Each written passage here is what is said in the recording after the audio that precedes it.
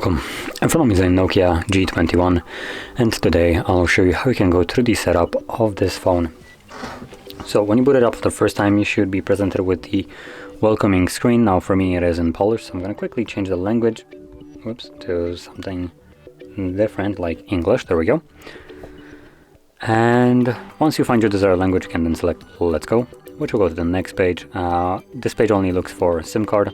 Now because I don't have any SIM card inserted, it lets me know that there isn't one, so I can skip this or pop in a card and proceed. Now the reason we had the SIM card page right there is because we have an option to connect either to mobile network through a SIM card or to connect to Wi-Fi, obviously through Wi-Fi. And the two options are right at the start, just so once you connect you can then later on connect to your Google account and also restore your device if you have a backup on your Google account. Now if you choose to skip both of those, the SIM card insertion and also Wi-Fi, you will not have the Google page for logging in show up throughout the setup process, and additionally a date and time will also not be set automatically. So if you want you can connect to it, if you don't you can set it up offline as I am right now. Now as you can see there's our date and time, which I mentioned will not be set automatically. It does set up a correct time zone, though the time is incorrect, so you can fix it up if it is incorrect for you. But if you're planning to connect to network later on you can keep this as it is, disregarding it being completely incorrect, because once you connect to Wi-Fi it will automatically fix the time to correct one.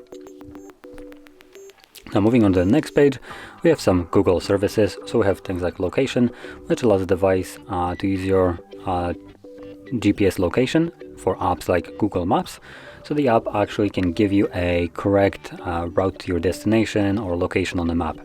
Then allows scanning, allows the device to look for signals like Wi-Fi and Bluetooth, and send user and diagnostic data, allows Google to basically gather data on you and send it to themselves, which is a little bit creepy, so I'm going to disable that. Moving on to the next page, we have the option to set up a fingerprint. Now if you're planning to set up actually a fingerprint, you are also going to be forced to set up a PIN, pattern or password. The reason for that is if something would happen to your finger, if you for instance cut it, you would lose access to your phone. So thus you can then unlock it using PIN, pattern or password. And if you don't feel like protecting your phone, you can select skip. And that also allows you to set up a face unlock. Same thing as fingerprint, you also have to have a PIN, pattern or password. And once you skip that, it then tries one last time to let you know, hey, how about you set up a PIN? Which again I'll select skip anyway. And from here we have continue setup, so let's select continue, and I believe this is right about done. Stay up to date. If you want to get spam, I provide your email. If you don't like spam, just select no thanks. You are nearly ready to go. Let's go. And voila, our phone is now fully set up. So if you found this video helpful, don't forget to hit like, subscribe, and thanks for watching.